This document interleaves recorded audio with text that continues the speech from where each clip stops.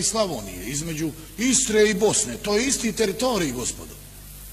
Pa nema boljih Hrvata od Bosne, vi to pričajte priču. I što bi mi sada razlikovali jednoga Mostarca od jednoga Križevčana? Pa to je žešći. I što bi ga se mi odvajali? Po kojoj logici kad su granice se dijelile telefonom? Pa sad priznaju, oni su telefonom dijelili granice. Jeli, telefonski ide Đilas, ajde ovdje je granica, pa ne može tako, čovječe. Pa narod mora odlučiti kakvu državu želi. Pa vi u svojoj kući kažete ja ću ženo šnicle, ja ću kokoš, ja ću, pa vi određujete jelovnik.